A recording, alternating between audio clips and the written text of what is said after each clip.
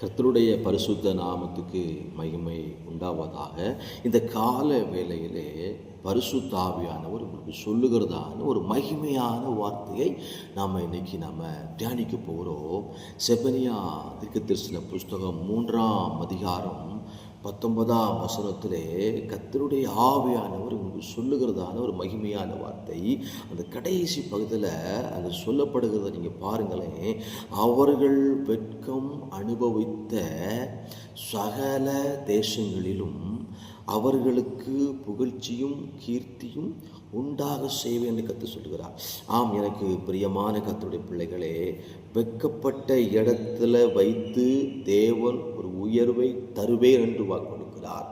இயேசுவின் நாமத்தில் நான் சொல்லுகிறேன், உங்கள் வாழ்க்கையில் எந்த இடத்துல நீங்கள் வெட்கத்தை அனுபவித்தீர்களோ, எந்த இடத்துல நீங்கள் அவமானப்பட்டீங்களோ, எந்த இடத்துல நீங்கள் தலை குனிந்தீங்களோ, எந்த இடத்துல நீங்கள் கண்ணீர் வடித்தீர்களோ, எந்த இடத்துல நீங்கள் துக்கமாய் கவலையோட பாரத்தோடு இருந்தீங்களோ, அந்த இடத்துல வைத்து கர்த்தர் உங்களுக்கு என்ன செய்வாராம்? ஒரு உயர்வை தருவேன் என்று கட்டளை கொடுக்கிறார். இயேசுவின் நாமத்தில் நான் சொல்லுகிறேன், ஆமென். கர்த்தர் இந்த வார்த்தை உங்கள் வாழ்க்கையில் அவர் கிரியை செய்யும்படி நான் ஜெபித்துக் கொள்கிறேன்.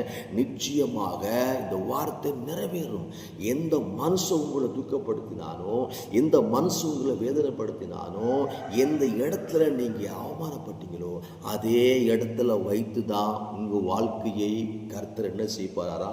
உயர்த்தி வைக்க போகிறார். இயேசுவின் நாமத்தில் நான் சொல்லுகிறேன், சகல தேசங்கள், ஒரு பக்கமல்ல, சகல தேசத்தில் உங்களுக்கு உயர்வு தேவன் தரப்போகிறார். ஆம், எனக்கு பிரியமான கர்த்தருடைய பிள்ளைகளே, இந்த வார்த்தையை நீங்க நம்புங்க, இந்த வார்த்தையை நீங்க விசுவாசிங்க, இந்த வசனத்தை அறிக்கையிடுங்க, அதை மனப்பூர்வமாய் விசுவாசித்து அந்த வாழ்க்கையில ஏற்றுக்கொண்டு அந்த அனுபவத்தோடு அறிக்கையிட்டு ஜோபனுங்களேன். நிச்சயமா நான் சொல்லுகிறேன், இந்த வார்த்தை நிறைவேறுகிற வார்த்தை. நம் தேவன் பொய் சொல்லுகிற தேவன் அல்ல, அவர் மாறுகிற தேவன் அல்ல, அவரை நிறைவேற்றுகிற தேவன். இந்த வார்த்தை உங்கள் வாழ்க்கையில் நிறைவேறுவதாக சொல்லி ஜெபித்துக் கொள்கிறேன். கர்த்தர் உங்களை ஆசீர்வதிப்பாராக.